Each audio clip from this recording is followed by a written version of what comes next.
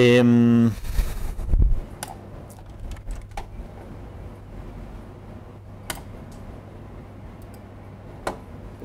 ya. Entonces el problema que vamos a tratar de resolver es un problema en el cual asumimos que hay un cierto estado en el mundo que no es observable directamente y el robot va a tratar de estimar ese estado. ¿Cómo lo va a hacer? Utilizando todas las acciones y las observaciones que va recibiendo en cada instante de tiempo. Porque en este gráfico de acá que teníamos, nosotros no podemos leer directamente los estados. El sensor no nos dice directamente el estado, ni nosotros actuamos directamente sobre el estado.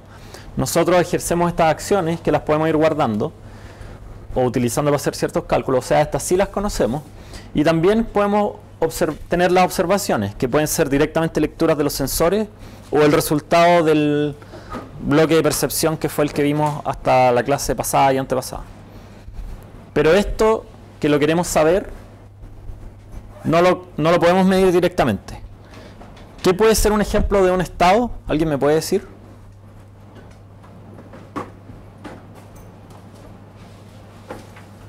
¿La posición? La posición del robot. La propia. ¿Ya? O la pose del robot, que sería la posición más su orientación, ¿cierto? ¿Qué más? ¿El estado de una reacción química? El estado de una reacción química, muy bien. ¿Qué más?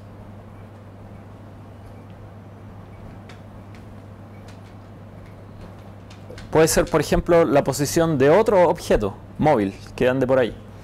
El robot podría, por ejemplo, adorar a su amo y querer siempre saber dónde está para poder complacerlo en todo. Entonces, el estado podría incluir también la posición de su amo o el estado de humor de su amo. Perfecto, entonces el estado ese no es como el estado del robot, de solo el robot, sino que es el estado como del mundo. Del robot y del mundo. En verdad, de todas las cosas que sean necesarias para realizar la tarea que el robot quiere realizar. Por ejemplo, si el robot fue a buscar, lo mandaron a servir un café, el estado también podría incluir un bit que diga si tiene el café en la mano o no. La gracia del estado es que también contiene información que nos permite, como decíamos, no necesitar estar observando todo el rato. ¿Ya? Entonces, por ejemplo, si el robot tiene ese bit, no necesita todo el rato estar mirándose la mano para saber si tiene el café o no, ¿ya? Sino que puede asumir que si en algún momento hace un rato lo tenía en la mano y después la mano se ha mantenido cerrada, la probabilidad de que el café todavía esté en la mano es súper alta. ¿Sí? Y esa es una de las gracias de la estimación de estados, que nos permite mantener información de alguna manera observacional que tuvimos antes y actualizarla o usarla para predecir nuevos estados en base a los comandos que se van dando en los instantes sucesivos. O como decíamos antes, si el robot vio, de repente se localizó y llegó hasta acá y pudo estimar su pose, y después se movió un poco y ya no puede ver nada que le ayude a calcular su pose, igual no está absolutamente desorientado respecto a dónde está. Puede usar la información que tenía hasta acá para predecir más o menos dónde va a quedar.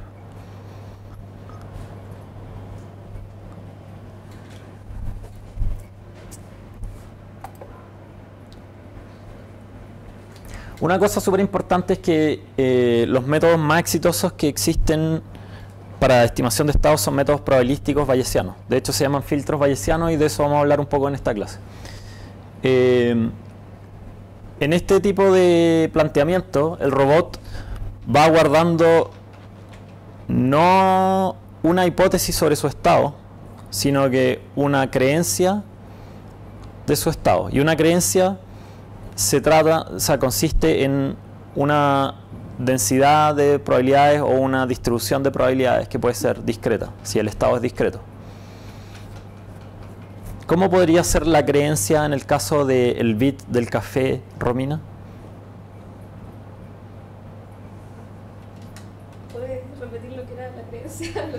La creencia es una función de densidad o de masa de probabilidades. Respecto a las distintas, que digamos, a cada estado, a cada posible estado le asigna una probabilidad. ¿Cuál es la probabilidad que tengan?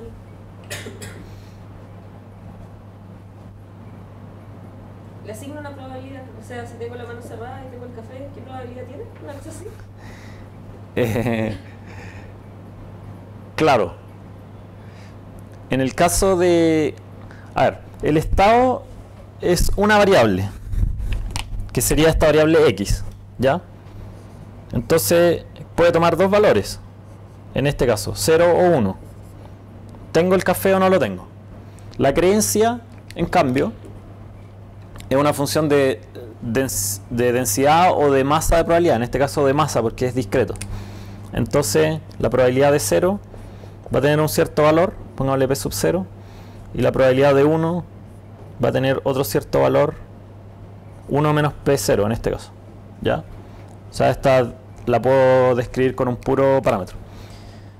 Esta sería como la creencia. O sea, si yo sé, como decías tú, la probabilidad de que tenga el café, ya al tiro sé cuál es la probabilidad de que no lo tenga también. Y eso es la creencia. Es un número, en este caso. Bastaría con saber un número. Pero en verdad es la distribución. Se puede ver como una función de los posibles valores del estado. O sea, si aquí está 0 y ahí está 1, por ejemplo, este podría leer 0,4 y este 0,6. Esa sería la creencia. Normalmente se anota como b de x, donde x es el estado. ¿Sí? Que sería como la probabilidad de x dado todas las observaciones y acciones que he podido observar hasta el momento. ¿Qué gracia creen ustedes que tiene el mantener esa creencia en vez de mantener solamente una hipótesis?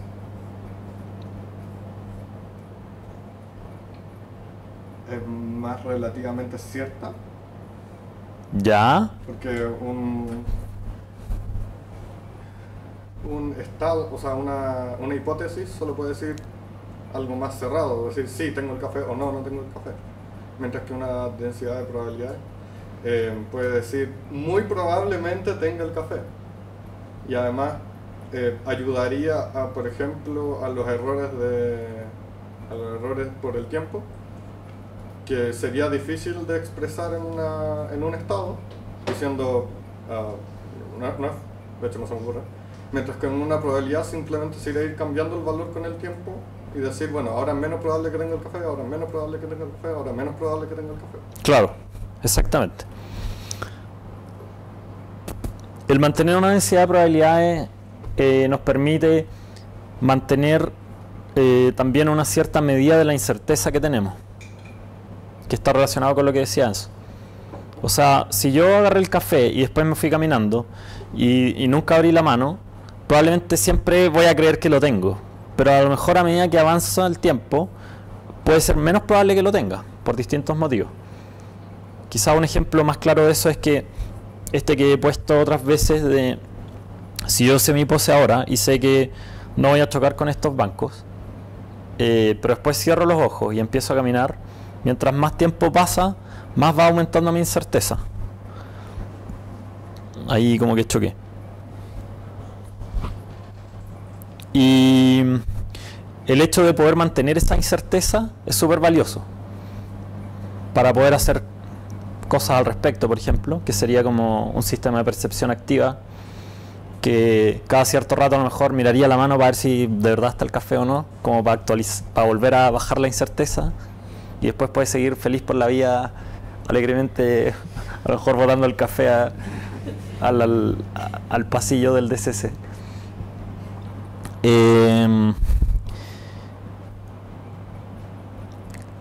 Claro, y el tema es que también el tener distintas hipótesis nos permite no necesariamente tener que tomar decisiones tan estrictas cuando no estamos seguros de algo. O sea, si yo entré en una sala y con lo que vi me dio la impresión que puedo estar en mi oficina o en la oficina de al lado y no estoy 100% seguro, no necesito en ese instante de tiempo tomar esa decisión y decir, estoy en mi oficina porque hay un 51% de probabilidad de que está en mi oficina y por lo tanto voy a fallar el 49% de las veces, sino que puedo decir observacional, por ejemplo, podría ser de la siguiente forma. Si el Z es como de la forma lo que ve el robot cuando se mira hacia la mano, uno podría hacer como un Z, o sea, como un H que fuese así. Este sería el H de 0 y este sería el H de 1. No sé si se entiende, pero aquí hay una imagen donde está la mano del robot sin nada y aquí hay una imagen donde está la mano del robot con el café. ¿Ya? Noten que esto es distinto a la función inversa. En la función inversa yo debería poner cualquier imagen y me debería devolver 0 o 1. ¿Ya? Ahora, en este ejemplo se puede generalizar mucho más a estados más complejos. Por ejemplo, si yo tengo un mapa de todo este edificio y pongo que el estado es mi pose, yo podría tener una función que me diga, si yo estoy parado en esta pose, ¿qué debería haber? Y en esa función va a aparecer el proyector en un cierto ángulo, las ventanas, y eso me puede ayudar a tratar de estimar dónde está mi estado, pero quizás no es suficiente. O sea, si yo estoy parado en un lugar cualquiera y veo el proyector, no necesariamente voy a poder al tiro saber que estoy aquí. A lo mejor estoy en la sala al lado, o en el taller mecánico, o en el taller de ayuda de estas salas donde hay muchos proyectores guardados a lo mejor. Entonces, por eso es importante entender que no existe necesariamente la función que da una observación me diga cuál es el estado, pero sí uno a veces puede tener algo parecido a la inversa. Ahora, esta función, aparte de que no es invertible, tiene otro problema, que normalmente además tiene un ruido. ¿Ya? Por ejemplo, en este caso, a lo mejor ese ruido tiene muchas posibles orígenes, pero uno de ellos, por ejemplo, es el hecho de que cada sensor puede medir distintas cosas. O sea, estos colores de aquí pueden cambiar. Puede cambiar por la iluminación también. Puede cambiar el fondo, a lo mejor a veces aquí va a haber una cara de alguien detrás, o puede haber una rueda de un auto, etc. O pueden haber oclusiones. Puede ser que justo alguien le puso una polera al robot para que se la aproveche de llevar a alguien, se la puso en la mano y ahora lo que veo es eso, en verdad. Entonces, pero igual me gustaría tratar de estimar si tengo o no el café. Entonces a esa observación que yo esperaba tener, dado el estado, le tengo que agregar un cierto ruido. Y ese ruido se puede modelar probabilísticamente. Aquí tenemos nuestro típico diagrama y recordemos que estamos aquí. Como dije antes, muchas veces, si no existe un bloque de percepción, uno podría pensar que el bloque estimador de estados toma directamente la información sensorial. La mayoría de las veces es interesante en robótica, al menos para el tipo de robótica que hacemos en este curso, va a haber un bloque perceptual que va a ser como todo lo que hemos visto hasta ahora y vamos a tener observaciones. Entonces, como decía, por ejemplo, esas observaciones pueden ser objetos que se detectaron, ciertos features que se hayan detectado interesantes como SIFT o ese tipo de cosas, y con ese tipo de observaciones vamos a usarlos como entradas de este estimador de estado. También además el estimador de estados puede usar odometrías, que en ese caso se usarían como los U, como entrada, que pueden venir del bloque de actuación, si es que son directamente los comandos que utilizó el robot. O sea, aquí podría faltar una flecha donde el bloque de actuación le diga al bloque estimador de estado, di un paso, por ejemplo, ese tipo de cosas. O abrí la mano, cerré la mano. Y entonces el estimador de estados debe decir, oh, se cayó el café. Y ahora llegamos a nuestros queridos amigos que nos van a acompañar durante mucho tiempo, los filtros bayesianos. Miguel, ¿qué te dice filtros bayesianos?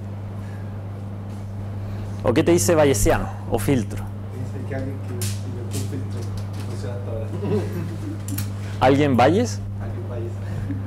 Bueno, los filtros bayesianos no los inventó Bayes. Si es Bayes, es bueno. Los inventó, no sé quién los inventó en verdad. Quizá el filtro bayesiano más famoso y viejo, de los que se usan harto ahora, es el filtro de Kalman, que lo inventó Kalman, como en el año 60. Pero antes de eso ya existían otro tipo de filtros que no sé si resuelven exactamente el problema de estimación de estado. Pero bueno, dejemos la historia a un lado. Sí, los inventó alguien, pero eso no es lo importante. ¿Qué les dice filtro? ¿Qué es un filtro, David? ¿Ya? ¿Y qué es filtrar? Como procesar algo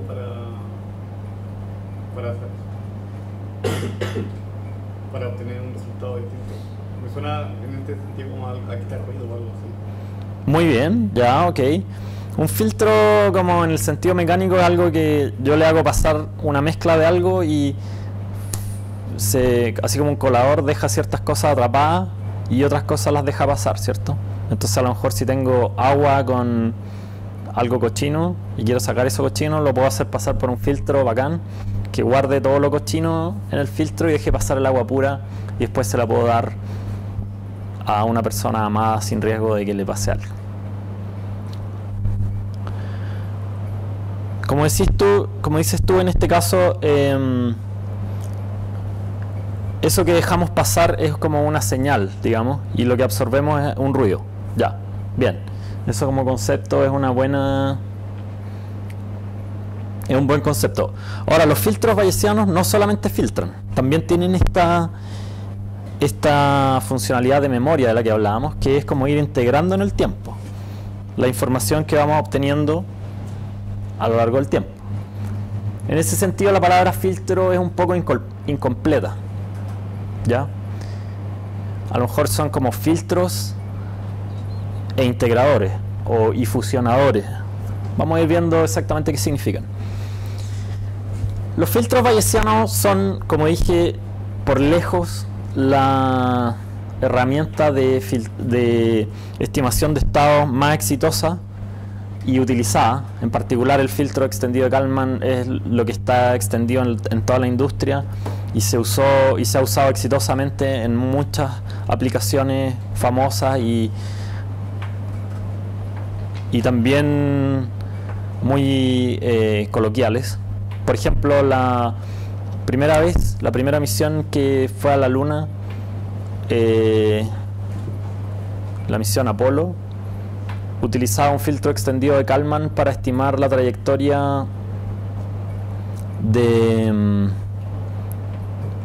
la nave en su camino hacia la Luna. ¿Ya?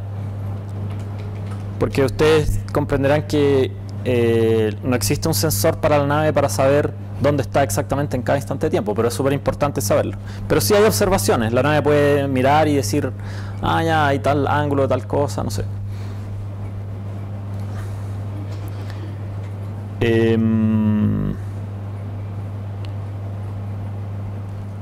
Con el tiempo han aparecido otros tipos de filtros, los vamos a ver todos los más importantes en detalle en distintas clases de este capítulo, pero todos los que vamos a ver comparten este principio básico, que es que tienen dos etapas.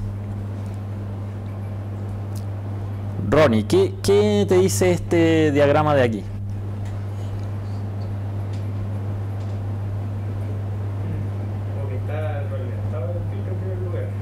Muy bien, está retroalimentado. La salida vuelve hacia atrás, hacia el comienzo. Claro.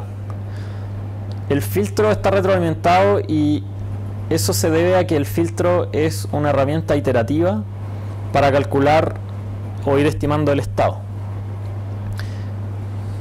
Y eso es posible debido al hecho de que existe esta propiedad de Markov, ¿cierto? Entonces nosotros siempre, si tenemos una cierta estimación del estado, o de la belief del estado, de la creencia del estado, que dijimos que era la PDF del estado, podemos utilizar esa estimación que teníamos de un instante de tiempo como nuestra mejor apuesta para la próxima vez tratar de estimar el estado siguiente, o como nuestra distribución de probabilidades anterior para el estado siguiente. A eso se debe esta retroalimentación de la que habló Ronnie, que es muy importante, ¿ya?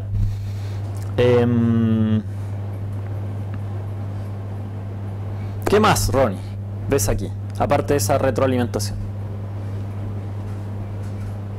Porque primero trata de predecir los resultados y parece que trata de predecir la observación y compararla con el estado, con lo que realmente observa. Como que ve esa diferencia y a partir de eso puede ser el problema. Muy bien, más o menos eso es lo que hace. Tiene dos etapas. En una primera etapa, como dijo Ronnie, tomo la estimación que tenía al instante anterior y luego aplico, si se fijan acá están las entradas, que son las odometrías o las acciones que realizamos, o sea, los U.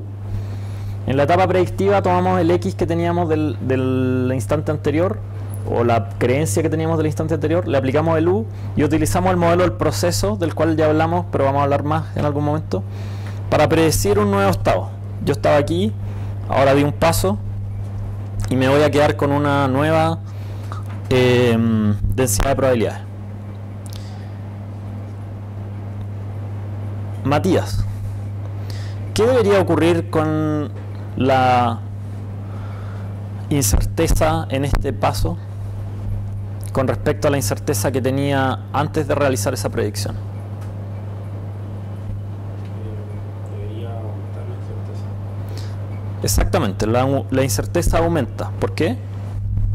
Porque estoy prediciendo con respecto a los ruidos. Claro, estoy tomando una cierta densidad de probabilidades. Por ejemplo, supongamos que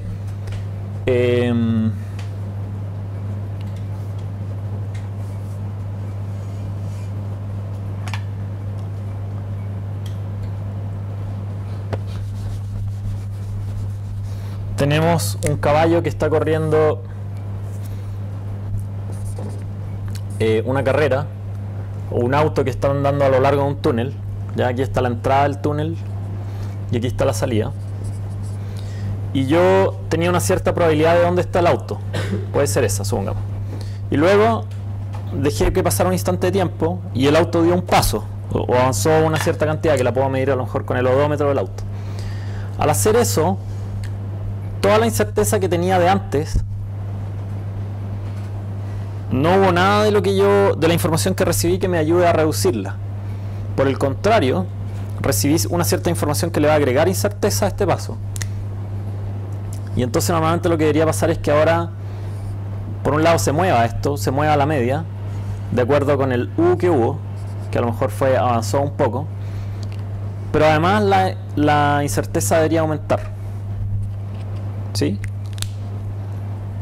En este caso, como que la varianza se ve que aumenta, ya están más gorditas esas PDF. Ya, y hay una segunda etapa. Perdón, ahora esto es lo que se conoce como la distribución o la creencia predicha. En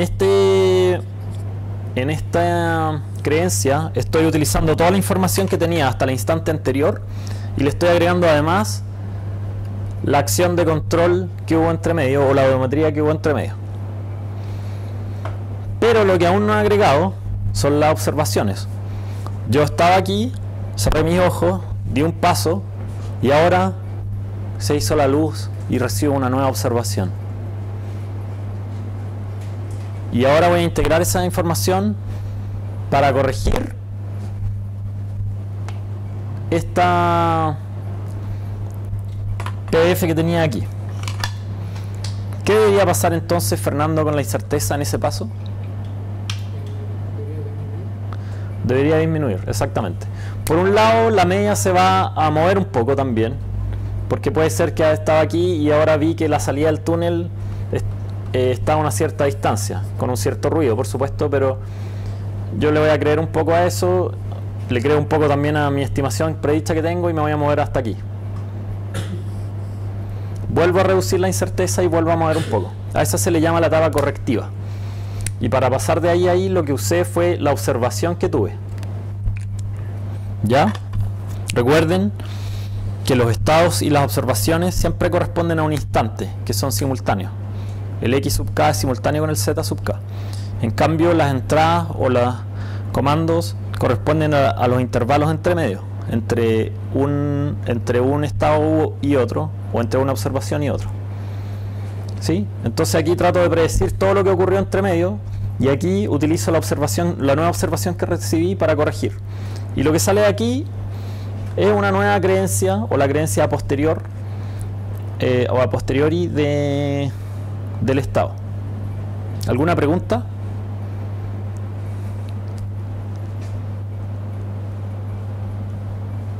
Como dije, vamos a ver muchos ejemplos de filtros bayesianos. No sé si muchos, pero vamos a dedicarle varias clases a ver ejemplos de filtros bayesianos.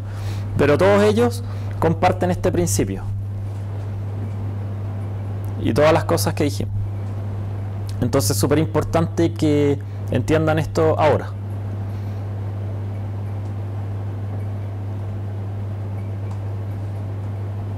¿Alguna pregunta? Bueno.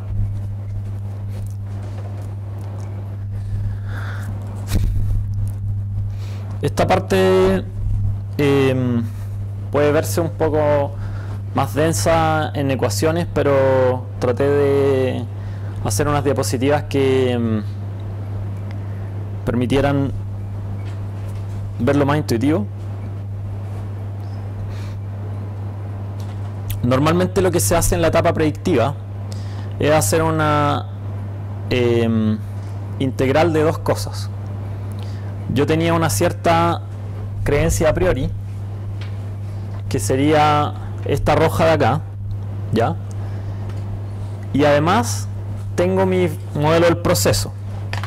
Mi modelo del proceso es tal que para cada uno de estos puntos, y da el comando que recibí ahí, me va a dar una cierta PDF del estado siguiente.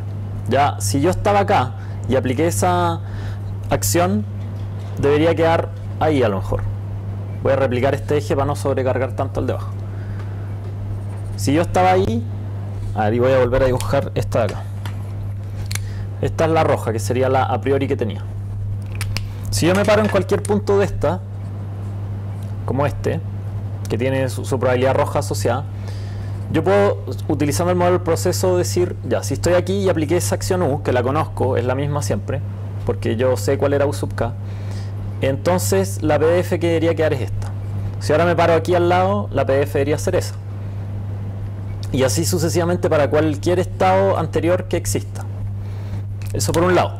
Por otro lado, yo ya sé que esta curva roja me está diciendo cuál era la probabilidad que yo le había asignado a cada uno de esos estados anteriores. Entonces lo que puedo hacer es, para construir esta curva azul de acá, tomar cada uno de esos, cada una de estas curvas verdes, y ponderarlas por el valor que tenía la curva roja en esa curva verde. ¿Ya? Si lo vemos en el ejemplo del café,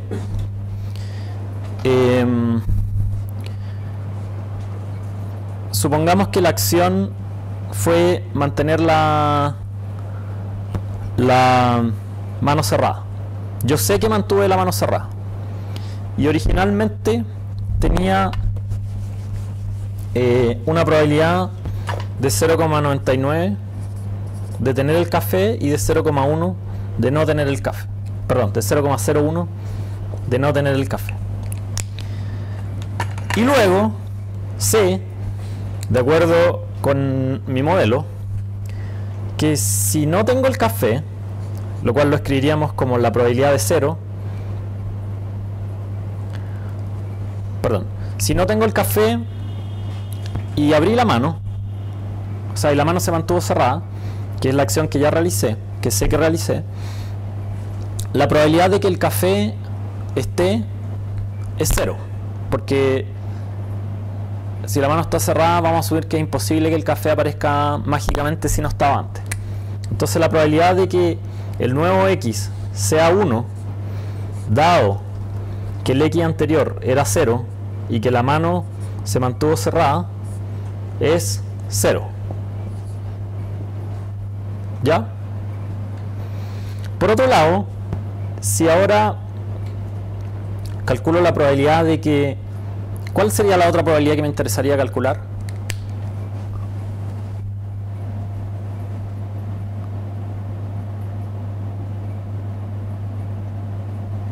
Fernando. La de no tener el café.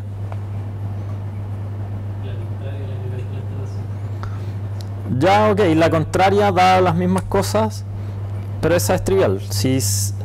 Si ahora quiero calcular esa, dado todo lo anterior, ¿a qué debería ser igual? A 1. Ok.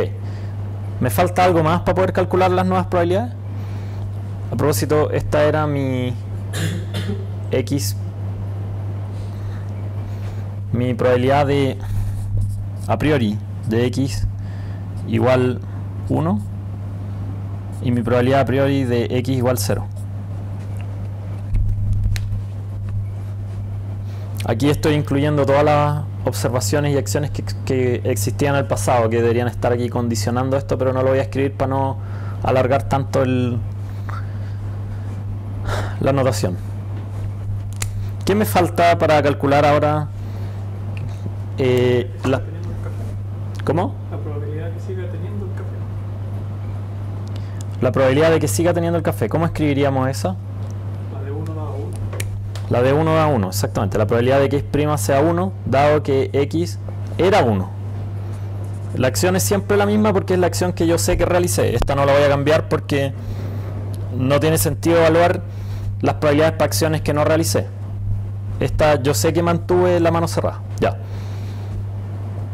Ya, esa no hemos dicho cuánto vale, le podemos poner un valor arbitrario, por ejemplo de un 99%.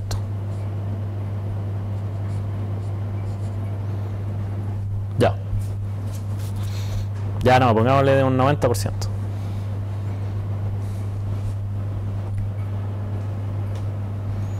¿Y cuál me falta? La otra, ok. ¿Y cuánto vale la otra? 0,1. ¿Y qué sería esa otra, Enzo? La probabilidad de no tener el café. Ya, muy bien. Muy bien, le achuntó a una respuesta de que tenía un 50% de probabilidades de achuntarle.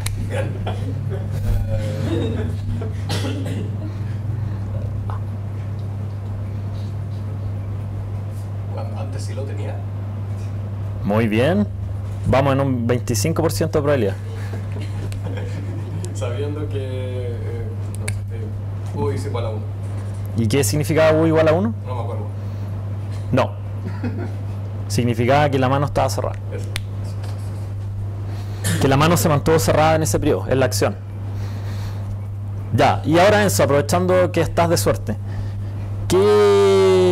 ¿cómo calculo entonces las probabilidades de X' dado U igual 1? Aquí está la respuesta. Solo que estas integrales las vamos a transformar en sumatorias, porque ahora el estado en estas integrales, el espacio de estado es continuo. En cambio nuestro espacio de estado acá es discreto y de hecho es binario. Entonces, ¿cuál era la pregunta? ¿Cómo, utilizando todos estos datos, puedo calcular ahora la probabilidad de que tenga tomado el tazón dado la acción que realicé?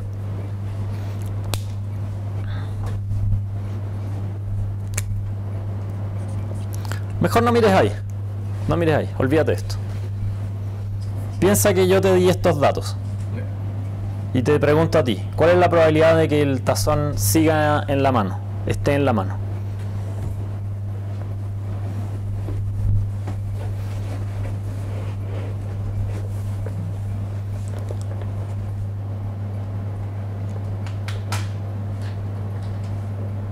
Miguel, ¿alguna idea? Jaime. Habría que sumar sobre todo el espacio de probabilidad de las X.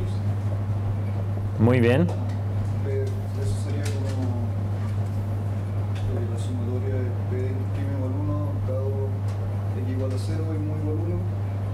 No, mentira. Dado X igual a 0. A ver, supongamos que esta es la probabilidad de que X' sea igual a 1. Entonces, ¿qué habría que sumar? La probabilidad de X, bueno, la primera que tenemos aquí. La probabilidad de que... Queremos saber cuál es la probabilidad de que tengamos el tazón, dado que hicimos, Ya, sería esa. mantuvimos la acción cerrada y que antes teníamos estas dos probabilidades. Sería esa probabilidad que está indicando usted. ¿Ya? Multiplicada por la probabilidad de que la X valga 0. Muy bien. Y da 0. Claro, sería 0 por 0,01. Más la probabilidad de que tenga el café, dado que ya tenía el café, multiplicado por 0,99. Ya, o sea, más 0,9 por 0,99. Muy bien. Lo que estamos haciendo aquí es aplicar, es marginalizar, en términos de lo que vimos la clase pasada, la variable X. ¿Ya? Y marginalizar significaba que eliminamos esa variable como condicional, haciendo una sumatoria sobre todo el espacio de esa variable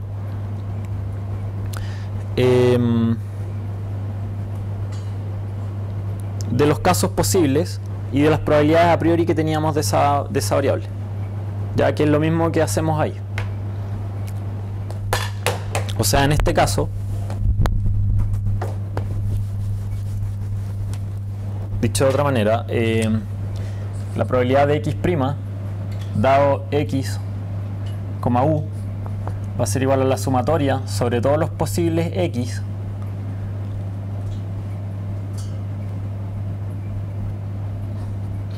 sobre todo el espacio de los posibles X.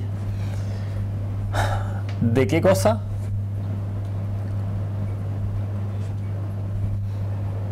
¿Ah? P de X, ¿ya? Por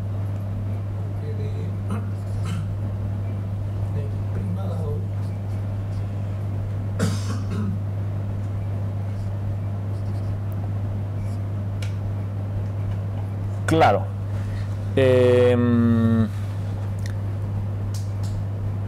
Perdón, me equivoqué. Lo que quería decir era eso.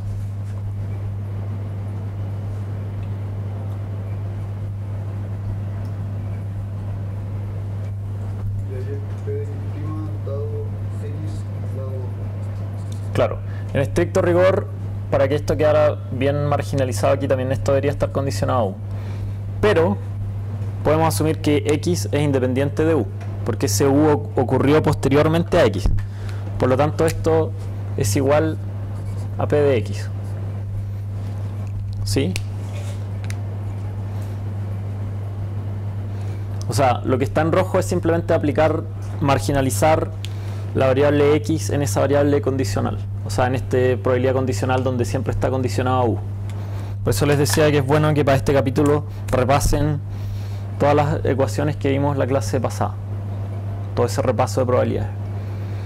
Bueno, y lo que estas ecuaciones que planteó Jaime acá no es más que aplicar esto. Aquí en este caso el espacio de los posibles X es el 0,1.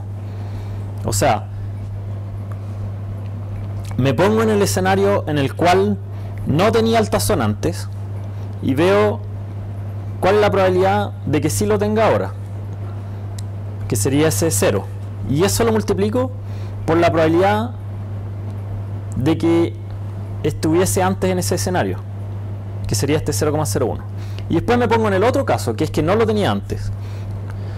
Y en ese caso también tomo esta probabilidad que tenía de que se produjese ese escenario, que era 0,99, y la multiplico por la probabilidad de que si estaba en ese escenario haya llegado al nuevo escenario que estoy evaluando, que sería que tengo el tazón, que sería esta probabilidad de acá, que sería ese 0,9. ¿Sí?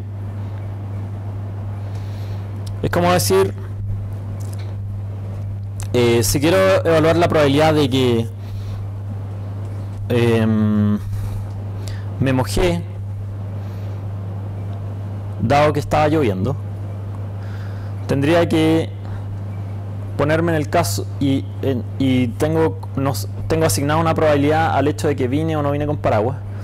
Entonces tendría que decir, ya, la probabilidad de que me haya mojado es la probabilidad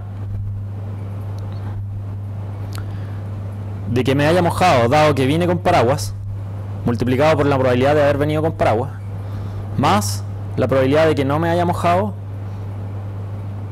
dado que, perdón, la probabilidad de que me haya mojado dado que no vine con paraguas multiplicado por la probabilidad de no haber venido con paraguas. ¿Sí? Este es exactamente el mismo caso. Y ahora, si eso lo llevamos al caso continuo, vamos a quedarnos con esta integral, ¿ya? Donde ahora, por ejemplo, tenía un estado anterior que puede ser la posición del robot o la posición de este auto en un túnel, ¿ya? Y lo que habría que hacer entonces es ponerme en cada posible escenario anterior, que serían estas posiciones que dibujamos aquí en este eje, e integrar para cada una de ellas cuál es la densidad de probabilidad del estado siguiente, multiplicado, a ver, cambiemos el color mejor, esta sería la densidad de probabilidad del estado siguiente, multiplicado por la densidad de probabilidad que tenía ese estado anterior. Eso es como hacer una convolución, y cuando hago esa integral voy a llegar a la creencia a priori. Ya, esta creencia a priori es la probabilidad del estado actual dado todas las observaciones hasta la anterior, no incluyendo la observación actual. Recuerden que en la etapa predictiva, que es lo que estamos viendo aquí, no utilizamos todavía la observación actual, pero sí utilizamos hasta la entrada actual, o sea, hasta la última acción que realizamos justo antes de realizar esta observación. En la segunda etapa vamos a hacer esta etapa correctiva ahora, que dijimos. O sea, lo que acabamos de hacer era para pasar del rojo al azul, que fue lo que predijimos. Si ahora queremos pasar de esta creencia predicha a esta corregida, tenemos que hacer una nueva integral. Esta nueva integral ahora nos va a permitir calcular la evidencia, que es la probabilidad de haber observado algo dado todas las observaciones hasta la anterior y las acciones hasta la actual. Con eso podemos aplicar Bayes y encontrar la ecuación fundamental de los filtros bayesianos, que es esta de aquí. Básicamente lo que dice esta ecuación, si miramos ahora muy simplemente lo que está diciendo, es que la probabilidad posterior y del filtro, que sería la probabilidad del estado dado todas las observaciones, incluida la actual, y todas las acciones, incluida la actual, es proporcional a esta multiplicación de acá. Recuerden que esta era como la típica ecuación bayesiana. Hay una probabilidad a priori, que sería la probabilidad que teníamos antes, o en este caso la probabilidad que salió después de la predicción, la probabilidad del estado actual dado todas las observaciones, salvo la actual, y dado todas las acciones, y también multiplicado, esto entre paréntesis sale del modelo del proceso, y también multiplicado por esta probabilidad observacional o verosimilitud, que sería la probabilidad de la observación actual dado el estado actual. Esto sale directamente del modelo observacional. Y esto que está acá se puede dejar casi como una constante de normalización, que sería la evidencia, que es la que vimos en la diapositiva pasada, cómo calcularla. Aquí están en todo caso las dos integrales que vimos en las dos diapositivas, que se transforman en este y en este término. El tema con esta solución, que es hermosa, yo puedo imaginar que Algunos de ustedes están conmovidos y otros están abrumados con esto. Es que llevarla, o sea, la solución bayesianamente es perfecta, o sea, en el sentido de que considera todas las probabilidades posibles dado el modelo que definimos. Pero tiene un problema. ¿Alguien me puede decir cuál es?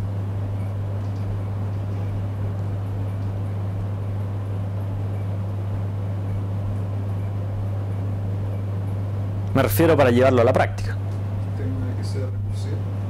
No, el tema de que sea recursivo es una de sus gracias, porque eso hace que podamos ir estimando estas probabilidades que cada vez consideran más información, que aquí este K va creciendo, entonces este conjunto de todas las observaciones anteriores cada vez es mayor y el de todas las acciones anteriores también cada vez es mayor. Sin embargo, la complejidad computacional del método se mantiene acotada, se mantiene prácticamente constante.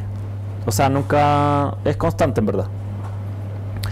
Y eso es gracias a que esto es recursivo. O sea, esa es una de las gracias de esto, no es uno de los problemas. ¿Siempre se puede saber todas las probabilidades?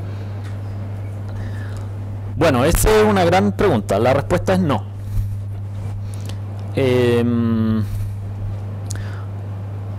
Hay gente que es como yo que se dedica a tratar de estimar esos modelos. Pero en verdad como que esos modelos muchas veces forman parte de la naturaleza. O sea, si yo te pregunto a ti, ¿cuál es la probabilidad de que si tú das un paso avances 1 metro o avances 1,1 metro? ¿Qué harías tú para responderme? Le pediría mucho tiempo, tomaría una regla, tomaría un cuaderno y empezaría a caminar y empezaría a medir cuánto medí, y después vería cuánto saqué y después se lo entregaría. Ya, o sea, muy bien. Esa es una muy buena respuesta. O sea, tratarías de construir una PDF en función a datos. Ya, eso es lo que yo hago. Pero eso no necesariamente es una respuesta... Rápido. No,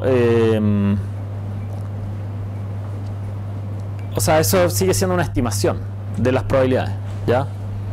Que mientras más datos tenga, más precisa va a ser, pero...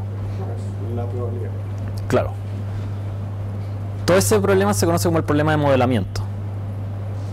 ¿Ya? Modelamiento en este caso del modelo del proceso, y también hay un modelamiento del modelo observacional. Para efectos de los filtros bayesianos, por ahora vamos a asumir que los modelos que tenemos están disponibles y podríamos asumir que son perfectos o que vamos a trabajar con ellos tal cual están, ¿no? ¿Ya? Pero para mayor tranquilidad del usuario asumamos que son perfectos. O sea que sí conocemos esas probabilidades para efectos del filtro bayesiano. O sea, este tampoco es el problema del cual estoy hablando. Hay una ecuación recursiva que es esta, que al contrario de lo que decía Jaime, su gracia es que se mantiene constante su complejidad computacional. ¿Cuál es el problema en la práctica para poder estimar esto, para poder calcular esto?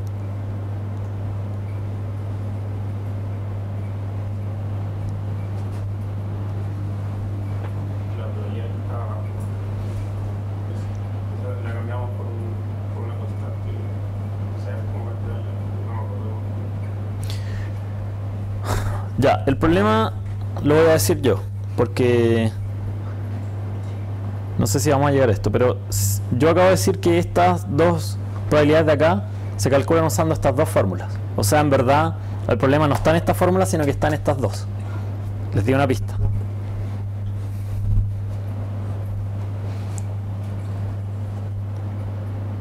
¿Cuál es el problema en la práctica de esas dos fórmulas?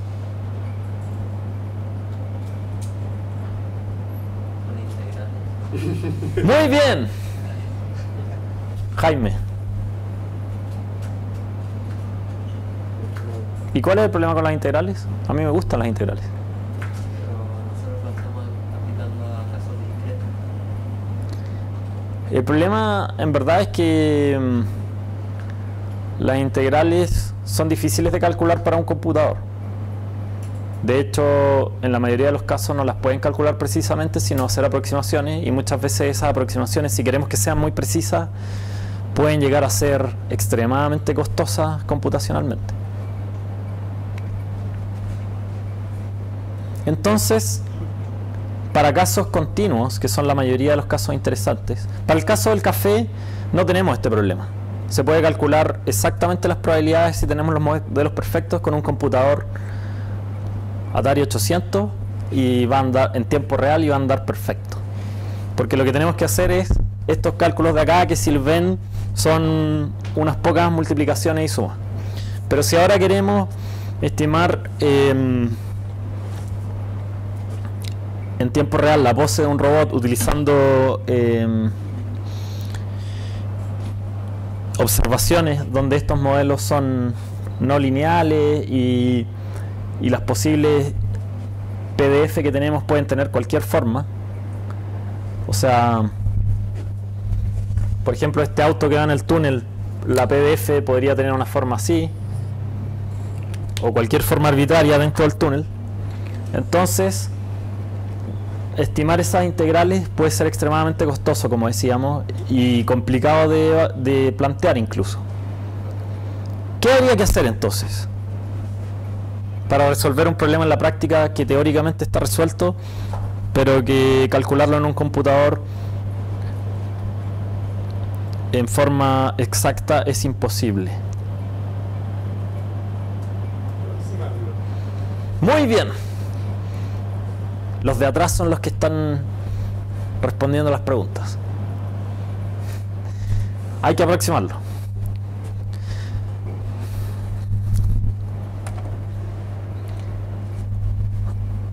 En verdad, en algunos casos sí se pueden calcular esas integrales, ¿ya? Por ejemplo, si las PDF asumimos que son siempre gaussianas y los modelos son lineales, que son casos súper restrictivos, sí se pueden calcular esas integrales en forma cerrada. Y de hecho hay una solución bastante, digamos, que no tiene mucha complejidad computacional, y de ahí se deriva el filtro extendido de Kalman o el filtro de Kalman. También, como vimos, para el caso en los cuales estas distribuciones son discretas y no continuas, también existe una forma cerrada, que ya de hecho la enunciamos, que está basada en este tipo de principios, en marginalizar las variables.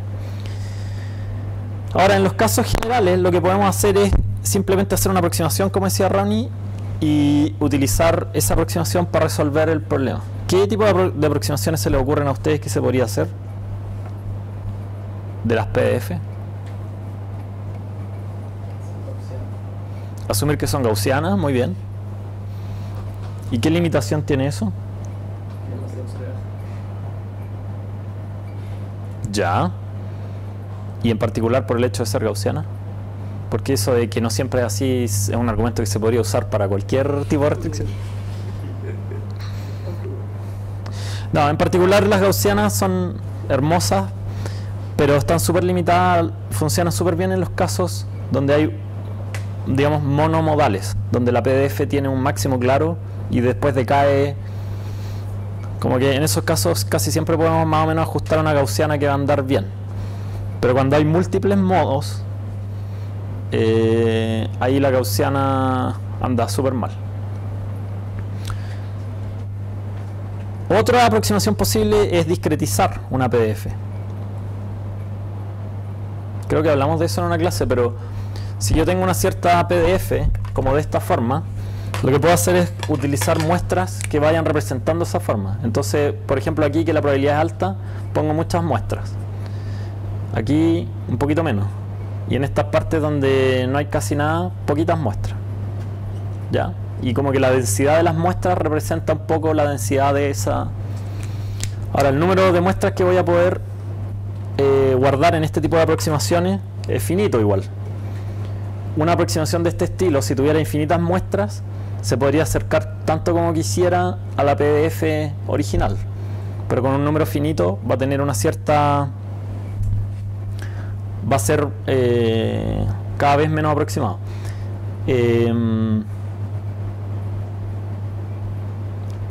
La gracia de esta sobre la gaussiana es que aquí sí puedo naturalmente representar múltiples modos, ¿sí? Como grupos de puntos. Cada grupo de puntos, digamos, poblado, bien poblado, va a estar representando uno de los modos de esta PDF.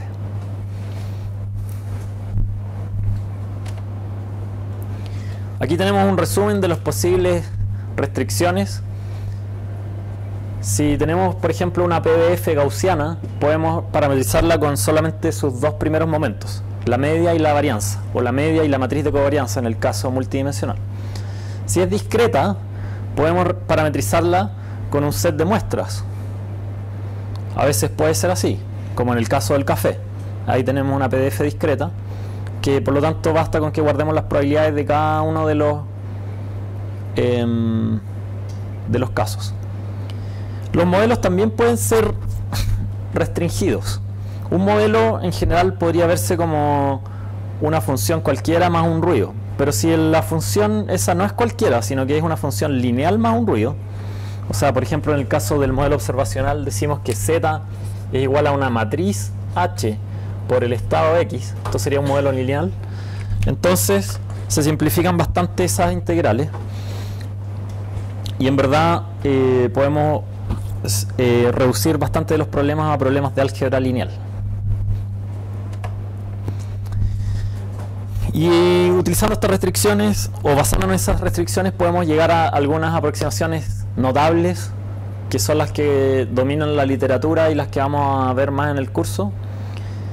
Si tenemos una PDF discreta, existen las grillas de Markov en el caso en que esa discretización sea como una grilla X espaciada en el espacio estado, o los filtros de partículas en el caso en que puedan estar en cualquier posición. Los filtros de partículas utilizan este tipo de aproximación de una PDF, como con hipótesis y eventualmente con peso. Si por otro lado la aproximación que tenemos son modelos linealizados más los dos primeros momentos, o sea, media y varianza o media y matriz de covarianza, pero además tenemos modelos lineales o linealizados como de este estilo, entonces llegamos al filtro extendido de Kalman. Este es el que se usó en la misión Apolo y el que se podría decir que está en el 90% de las aplicaciones de este estilo que hay en la industria hoy en día. Cada vez menos, porque ya está un poco pasado de moda y hay algunos mejores. Los filtros de partículas muchas veces funcionan mejor que el EKF y también el Uncentered Kalman Filter. De este no vamos a hablar en el curso porque es una mejora de este, pero que requiere creo que es una profundización que no... O sea, quizás lo mencionemos un poco, pero básicamente en este caso lo que se hace es que es como, por decir algo, es un método que trata de tomar lo mejor de los filtros de partículas y del filtro extendido de Kalman, en el sentido de que trata de usar todo el álgebra lineal del filtro extendido de Kalman, pero para la parte de propagar los modelos observacional y del proceso permite, al igual que los filtros de partículas, utilizar una propagación no lineal. Y para eso ahí vamos a ver con poca profundidad cómo lo hace.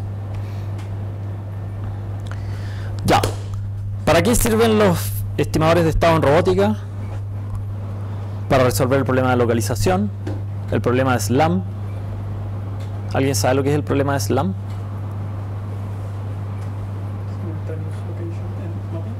Simultaneous Localization and Mapping. O sea, localización y mapeo simultáneos. Es el problema del explorador. Un explorador llega a un lugar desconocido y tiene que hacer un mapa de ese lugar, pero además tiene que siempre saber dónde está dentro de ese mapa. Ese es el problema de SLAM. El problema de localización, en cambio, es el problema del explorador que ya venía con su mapa. Ya tenía el mapa hecho del lugar al que va y simplemente tiene que tratar de ubicarse dentro de ese mapa. En el caso de SLAM, el explorador va dibujando el mapa y parcialmente el mapa que lleva es el mismo que usa para tratar de saber dónde está. Hay otro problema que se puede presentar junto con los anteriores o no, que es el de tracking de objetos. En el caso más simple, yo puedo estar parado acá y tratar de hacer tracking a ustedes. Están todos quietos, así que no es muy difícil, pero por ejemplo podría ver cómo evoluciona su función de sueño.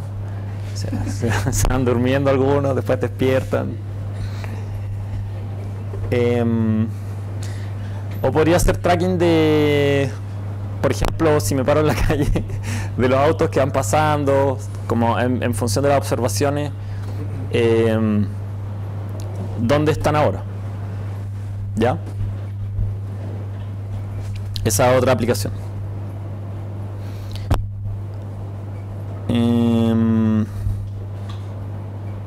Sí. ¿Alguno de ustedes ha usado alguna vez Waze? Sí. ¿No? ¿Alguien le puede explicar al resto qué hace Waze? ¿Qué es Waze?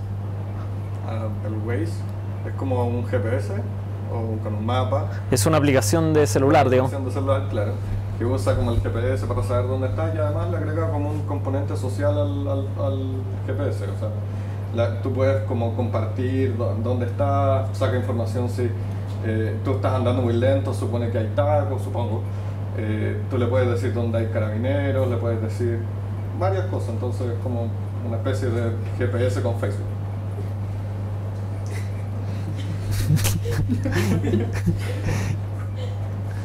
Ya, bueno, es una visión muy teenager de lo que es Waze. Pero Andar a 200 por hora. ¿Cómo? ¿Dónde puedo andar a 200 por hora? No, esa es una visión muy rápido y furioso de lo que es Waze.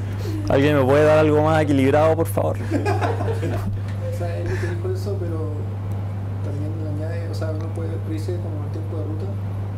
Por ejemplo, si quiero ir a Valparaíso, me dice cuánto me va a demorar.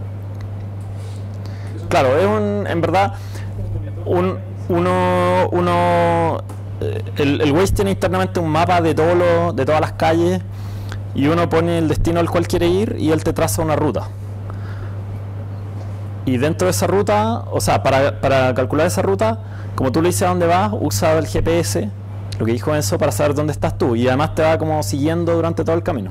Es verdad que además tiene un montón de cosas sociales. No estoy diciendo que lo que tú dijiste sea falso. Uno puede mandarle mensajes y además los autos aparecen con iconos que pueden unos estar sonriendo, otros parecen ninjas, no sé. Pero eso no es lo más relevante, yo creo. Lo más relevante es que... ¿Ah? Lo más relevante es que él te dice la ruta. Ya, pero para calcular la ruta, a pesar de que él tiene un mapa y tiene el GPS, a veces se equivoca a dónde está uno. ¿Por qué se equivoca? ¿Alguna vez alguien se ha dado cuenta que se equivoca? Que depende del GPS y depende del mapa. Puede que el mapa esté mal, el GPS, o tal vez el supuesto. Siempre me pasa que los GPS suponen que uno está en la calle, lo cual no es siempre cierto. Aquí ahora estoy dentro de un edificio. Exacto. Bueno, el GPS no supone nada. El GPS es un sensor, ¿no? No, o sea, la aplicación. Que lo utiliza el Waze. El Waze tiene internamente un estimador de estado. Y ese estimador de estado supone que uno siempre está en la calle. Y que tiene acceso. ¿Qué tipo de problema resuelve ese estimador de estado de estos de acá? Cuando pasan por un túnel. ¿Ah? Ese es el problema de localización, exactamente. Porque hay un mapa, hay un sensor, pero ese sensor es ruidoso, por eso se equivoca. Porque no le puedes dar un 100% de certeza a su sensor. Si el sensor fuese perfecto, el Waze no necesitaría hacer ese supuesto de que estáis siempre en la calle.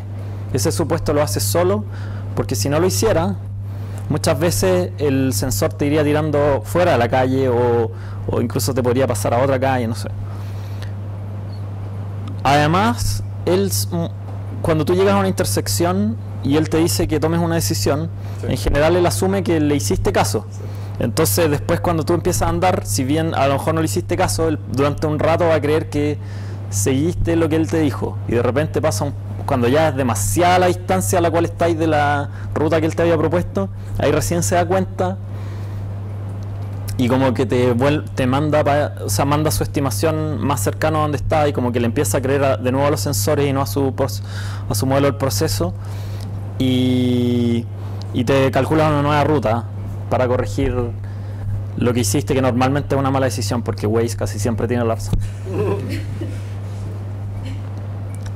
Pero a veces no. Bueno, pero lo que yo quería decir simplemente es que ese es un ejemplo de un sistema de localización, donde se ven cómo hay un modelo del proceso, cómo hay un modelo observacional, un sensor ruidoso, y cómo el sistema va modulando ambas cosas. Nos quedan 5 minutos y quiero ver qué es lo que faltaba por decir, porque... Uy. No, ni en la mitad de la clase, ya. No importa, porque en verdad creo que era importante darle énfasis a esa parte introductoria y voy a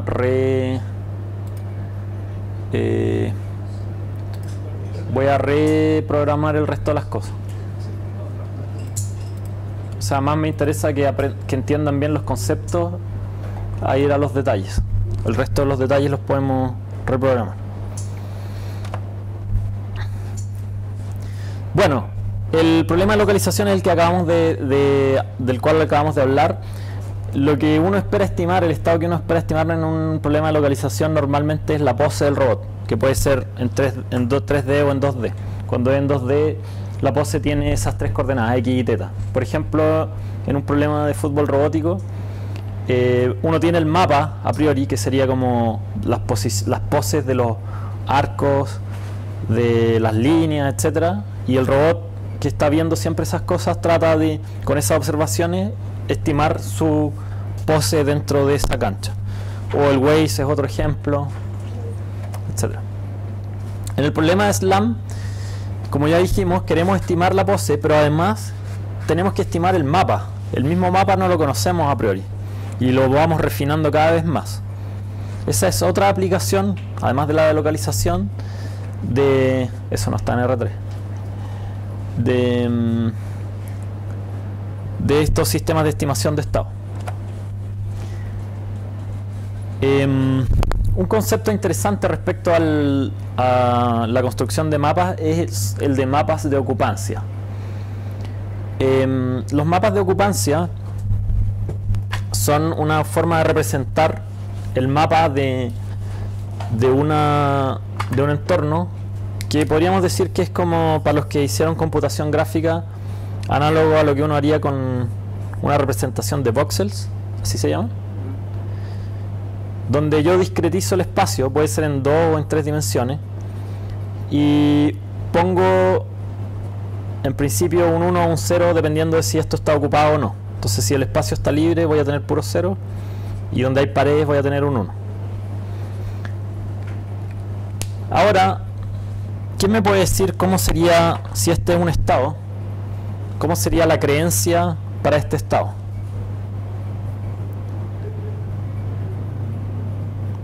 Un mapa de estado, un mapa de ocupancia es un estado. ¿Cómo puedo representar una creencia para... ¿Se acuerdan de lo que era la creencia? No es lo mismo que la querencia, la creencia.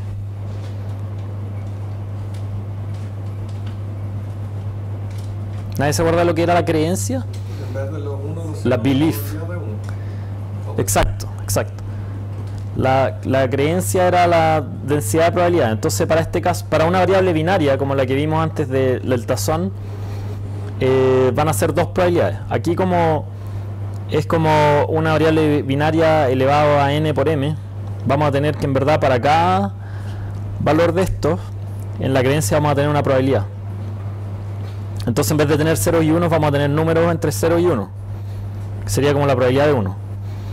Si estamos súper seguros de que en un lugar hay algo, podemos poner un 1. Y si estamos súper seguros de que no hay nada, podemos poner un 0. Si no tenemos idea, ¿qué pondríamos? 0,5. Y si tenemos, más o menos creemos que puede haber algo, pero no estamos tan seguros, puede ser 0,8 o algo así. El tema es que entre 0 y 1 está la probabilidad de que esté ocupado o no. Esto sería una representación de la creencia de ese tipo de estado. Y esos son los mapas de ocupancia. En este caso el estado está en el espacio intervalo, en verdad el estado está, esto está mal anotado, está en el conjunto 0,1 elevado a n por m, y la creencia de ese estado está en el intervalo 0,1 elevado a n por m. Ya.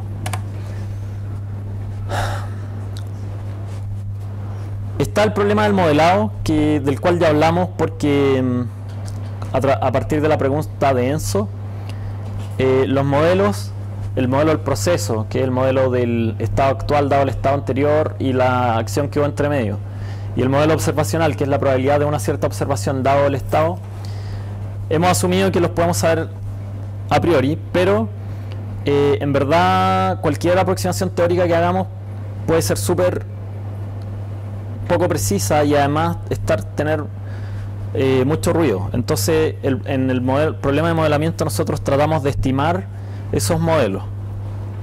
No sé si hablemos de eso mucho en el curso. Una forma de hacer eso es utilizar aprendizaje supervisado. Esto es lo que hago yo en parte de mi investigación. En aprendizaje supervisado haríamos un poco lo que decía Enzo: tomar una regla, tomar un estado, tomar la acción que realicé, el estado siguiente, y guardar muchos datos como tuplas de este estilo, y luego tratar de aprender una función que sería esta probabilidad. Para la observación es lo mismo. Podría tomar muchas tuplas: estoy en un estado, observé tal cosa, estoy en un estado, observé tal cosa, y luego con eso tratar de aprender esta función. Ese sería como un approach de aprendizaje supervisado. ¿Por qué? Porque estoy tratando de aprender en base a ejemplos que tomé en forma supervisada, donde yo le dije al sistema en el fondo, con esta regla que tengo, cuál era como la respuesta correcta. Y creo que con eso se nos acabó el tiempo de hoy. Entonces este ejemplo lo vamos a dejar para la próxima clase. Gracias por su asistencia. Nos vemos el jueves.